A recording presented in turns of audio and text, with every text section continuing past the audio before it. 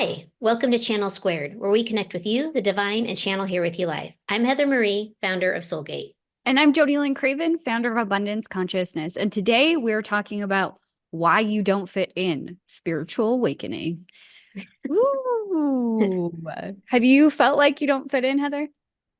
Oh my gosh, my whole life. It's sort of funny because when we first talked about talking about this particular topic, I started thinking about what it was like growing up and knowing that I was different. Mm. Having that awareness that there's something very different about me that other kids didn't seem to have. Like they didn't have the sensitivity or something that I did, and they couldn't hear the voices, like I could. And I think that I always kind of struggled with like having friends or making friends. I felt like I really had to be a little different than how Mhm. I really wanted to be. And I feel like that followed me most of my life. It's interesting, in December, I had my 45th birthday. And my mom and I were talking, and I had said to her, Mom, I've entered that stage in my life where I don't really give a shit what people think about me anymore. Mhm. And she was kind of like surprised and almost a little, I think, kind of put off by the fact that I don't care about what people think about me anymore. And what was really funny about her reaction was I realized that she cares very deeply about what people think about her, and that there must be something wrong with me for not caring about what people think about me. And for me, it's liberating. You know, I I'm looking at it like this is a wonderful gift. Like if I could Yeah. have had this my whole life, what an extraordinary experience. So I think that not like feeling like I always had to worry about what other people thought about me, that's like a key indicator in my opinion of like I don't fit in. Mhm. Because if I did fit in, I don't know, I probably wouldn't care or something. I don't know. I mean, what about you? How do you feel like you fit in? Or do you feel like a No. weird like Oh the my rest gosh. of us? I feel like I fit in less and less and less all the time. It's really interesting. It's definitely something that I struggled with in my younger years. And then I feel like with society, it's deeply ingrained in us that we have to fit in. Like we have to be in that box, that we have to align, like fall in line. There's so much programming around that. And then I did. Like I really just fell in line and I was a good little girl and, did all of the things that people would tell me to do. And I was very coachable. And I was really going down the wrong path for my life. And I mean, obviously I couldn't see it until I look back and see it. But I was just getting further and further and further away from my heart and my soul and my true values here and in this life. And so yeah, I really I didn't feel like I fit in. I always felt like I was kind of like the odd man out, even in my own family.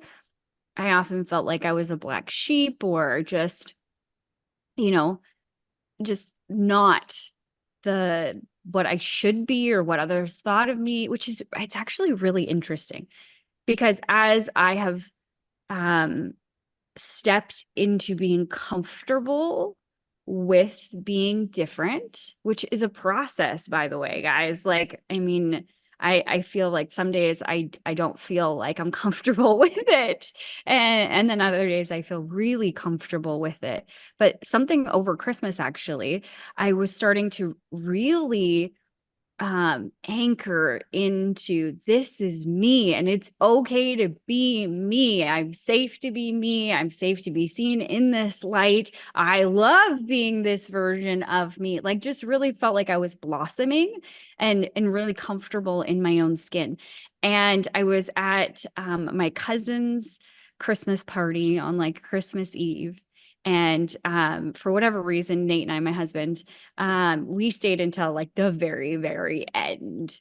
Everybody was having a few drinks and, whatever. It was all good. And my cousin, he was a little sauced up, to be honest.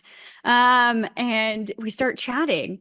And he's much younger than I am. Like he's in his 20s and I'm in my 30s. And we spent a lot of time together because he used to come to rodeos with us. He would clown with my brother. If you didn't know that, my brother was a rodeo clown. And speaking of different, but it was interesting because he followed my brother around and I really just thought he didn't think of me at all. Like, I mean, I was there, but like I wasn't with them all the time. I was kind of doing my own thing. And like, I just thought that he didn't think about me at all. And so in this conversation, he like turns to me and he's like, I just want to let you know that I always thought you were my spirit animal. And I'm like, what? Wow. What do you like? To hear that from a kid that you thought wasn't even paying attention to you at all, could care less whether you were there or not. Um, when like I did for him to say that, I was like, whoa, mind blown. I had no idea that he had this perspective of me. And obviously I probed further. I was like, well, what do you mean by that? And he said, I was always inspired. You always just went and did your own thing. And, when I was with Cody, that's my brother's name, I would know that we'd go to the bar and we'd be fighting. But when I was with Jody, no matter what we were doing, we would always be having a blast. That's where the fun was. And it really, really spoke to my soul because we have these perceptions of ourselves and the way that others are perceiving us. And it was one more like notch to say what you think people are seeing isn't it. You could be so far, like wildly far off base. And with my cousin, my younger cousin, I had no idea that he was looking up to me in that way and thought, she beats to her own drum. She's always so happy and she's always having fun. And I want to be more like her in that way, and inspired him to do so. So, long story short, it never felt like I fit in. And that was really surprising for me that I was so wholly accepted by Well, and somebody that I didn't know. I think that speaks so much to not fitting in being something truly special. Yeah. Here you didn't feel like you fit in an entirely different world or experience, this other person is being, touched, moved, and inspired by you. And here you didn't even think that you were like part of the cool kids club, right? So like, Yeah. how amazing is that? And it's like we talk a lot about like perception on this show and how, you perceive your reality, how others perceive you, how others perceive their reality, how like you can change your perspective on something and it can change your entire experience. And here's a perfect example of that. I don't fit in, this person literally doesn't even know that I'm alive. And many years later, this person says to you, you were everything in my life. Mm-hmm. And I You had no know, idea. it's amazing, isn't it? Yeah. It Yeah. it's it's incredible, and it's interesting when I opened up my channel and we started talking about this conversation. One of the first things that my guide said to me is, oh, how extraordinary it is to be special and to be different and to not fit in.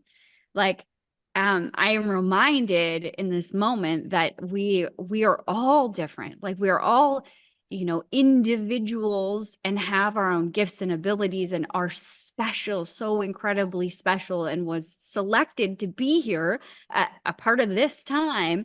And yet we just get so caught in, I just want to fit in. I just want to be accepted. But for me, that was coming from a place where I didn't accept myself. Yeah. You know, one of the things that I feel like a lot of young people deal with is they want to be unique and different, but they don't want to be seen for it. Mhm. And to me, that's an identity crisis. They don't know who they are. You know, they come here into physicality as a soul, right? They come here and they know exactly who they are. And so when they come in and they experience the amnesia that we get being human beings so that we can survive humanity, we don't just die 5 seconds later, right? When we get this amnesia, it's almost like there's a conflict between the soul and the human mind. You know, the soul is like, I know who I am. I know that I'm special. I know that I'm unique and different. And so as a young person, a child, you're like, oh, I'm so different than everybody else, but I want to fit in because my monkey brain says if I don't fit in and I don't become part of this tribe, I'm going to die. Like I have to do this for survival. So it's interesting how there's this like duality almost between the soul and the human mind in the Mhm. experiment of humanity. And my advice would be, you know, get on with your weird self because your brain's going to keep your body alive regardless, you know? Mhm. Yeah. Well, speaking of that, what are some things, Heather, that you did to feel better about not fitting in? Or like, how did you like come to terms with that? Um, Fun fact about Heather. Uh, I was in the performing arts as a child. So when I was in the fourth grade, I went to a performing arts school and it was a mainstay of the curriculum. And then I continued through my schooling in the performing arts world. My big dream was to perform on Broadway. And the thing is that when I started realizing how incredibly different I was from others, and that if I didn't start to fit in with others, that I was going to be like persecuted. This was happening on my street. The girls on my street were just absolutely horrible girls to Aw. me. They were very, very mean. And the thing is that when I went to this other school, I feel like a lot of the students that were there were a lot like me. And I felt a little less weird. And the fact that I had this outlet, this theater outlet, it allowed me to get to be a little bit me, but I was still part of a club of others that were weird, You had a right? So, tribe. like, I had a tribe, exactly, of fellow weirdos. And whether they were weirdos like me or not, we all just kind of were like, hey, we are the thespian weirdos, right? And so that's kind of what we were. And what was really fascinating when I think back about that experience, when I went back into my neighborhood high school, all of those kids remembered me from when I was in like, you know, kindergarten, first, second, third grade. So even though for 4 years I went to school somewhere else, completely out of the neighborhood, it's like I vanished off the planet. Mhm. They remembered me when I came back and they were equally as mean and awful. And it was because I was no longer in my tribe. And so in that experience of trying to create and find a new tribe, I wasn't successful. And it made that entire time in high school very painful for me. You know, I never wanted to be there. You know, I was Mhm. constantly ditching class. My parents used to get so pissed. Like, it was pretty terrible, really. But I think back to, you know, that shift from like being in, you know, like a school system where I didn't have a tribe and then finding my tribe and then being separated from my tribe. It was really traumatic. going through that process. And but I think ultimately in the end, what I learned from it in my, adolescence is don't be who you actually are. Just fit Mm. in. It's easier that way. And then you had to unlearn all of that. Then I had to decondition. Yeah. And that deconditioning process, has been painful and beautiful Mhm. all at the same time.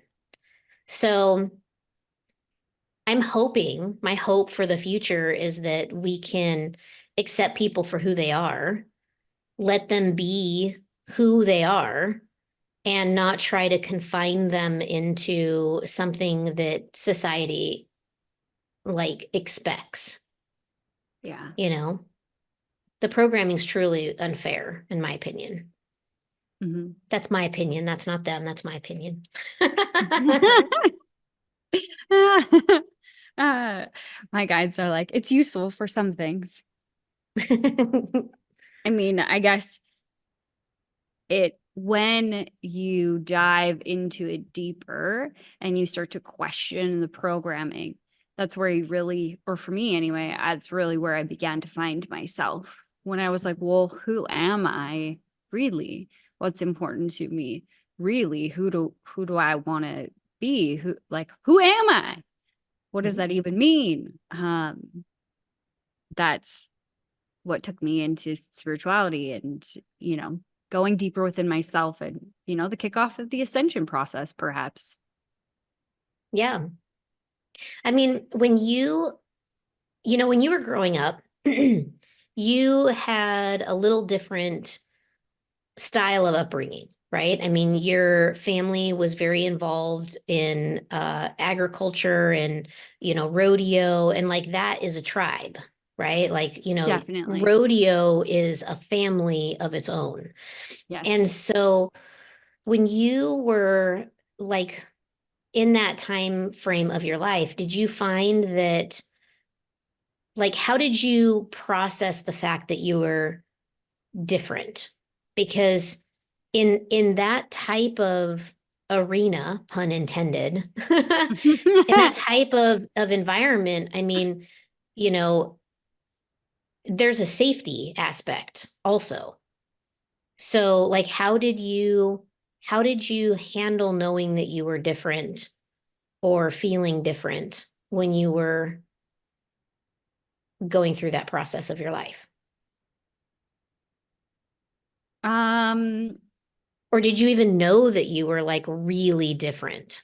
I didn't know that I was really different in the way of like spiritually connected or like a channel or those kinds of things. I had no idea. I was completely asleep to all of those things in in a conscious way. I wasn't consciously aware. However, like looking back at those periods in my life, I did a lot of things on my own. Like I used to race chariots, which I mean, you're out there by yourself with two horses. So I spent a lot of time with the animals. And I remember like sitting back a lot and just taking things in. But and really when I think about it, it's funny because people would ask me things and I always remember, and this happened my entire life, but I always remember when I talk about something, when I'm asked to share my opinion on something, people are often taken aback because they don't expect the maybe caliber of answer or the depth of the answer or like the words that come out of my mouth. And that's always been a fun game. I always looked at it as like people underestimated me because I look young and I'm petite little blonde, like, and I'm very happy. So kind of like a bobblehead, if you will, like a dumb blonde is the way that I thought people viewed me. And it would always be fun to just let them have their opinion and be like, okay, yeah, I'm just like, and just sit back. And then when they would ask me something like pull something what I thought was right out of my butt, but was really coming from, this connection that I had, and it would stun people. And so that is something that I recognize is was Mhm. happening throughout my life, was being okay with whatever I thought their judgment was, because I would almost, and maybe this was a negative way of going about it, but I'll prove you wrong. Just wait. Just give me enough time and you'll see. Um, but that wasn't a completely conscious thing till later on in life, which is also interesting because I was, again, over Christmas. I was with one of my other cousins who is much older than me, and not much older than me, but like he's 58, so older than me. And I remember we were talking about family, we were talking about kids, and he said, what I always loved about you was just that you were always like this old soul. Even when you were just little, you were so old in the way that you perceived the world. And Mhm. like so like philosophical and like so deep in everything that you were saying. And so I've always been that way. So I think people thought it was weird sometimes, but I never really got that until later in life. And then when I got it, I assumed that they thought I was just dumb until I actually opened my mouth. And then they'd be like, oh, okay. And they'd be, puzzled but pleasantly surprised by it. Mhm. I agree 100% with that. That was something that I got a lot too as a child was, she's so mature for her age. She can talk about such complex things for being such a young person. It was Yeah. always like this like real like surprise um when I could carry on a conversation with an adult like an adult. And, I think I realized that I was like really different because I enjoyed being with adults more than kids. Now, I say that, I want to preface that with I spent a lot of time with some of my cousins up north in northern Arizona, and they're also old souls and very spiritually connected, right? So, having conversations with them that were very deep conversations were like a normal thing. We'd be out playing with dump trucks, talking about, laws of the universe, in a very childlike way, of course. But, we would be talking about very complex things that are, not things that, 4, 5, 6 year olds would really talk about. Mm-hmm. And again, when you're that age, you have that connection and it's really strong. So, that amnesia doesn't really settle in until about 7 or 8 years old.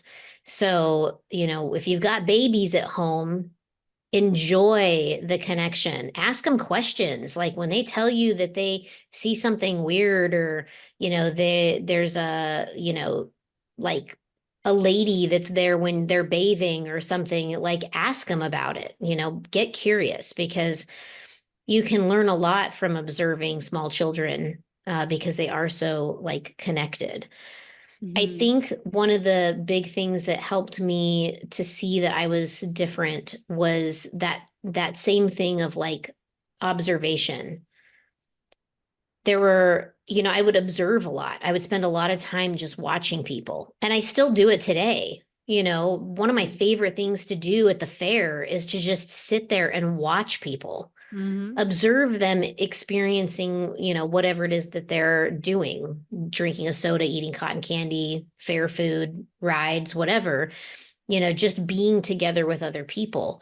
And being so observant, it allows you to have those moments of clarity of the human experience they're having and their soul's experience of the human experience. And I think that that's really a fun thing to be able to do. And that's something that I feel like really I could recognize early on was really different about me. It Mm-hmm. was like I was able to sort of like read the situation, that person over there doesn't really like that, but they're going along with it anyway because it's making their, friend happy or Mm-hmm. mom happy or whatever. But um yeah, what an interesting What an interesting conversation. So I think when people don't fit in, fit in, I think that's a good thing. Like, Mhm. explore that.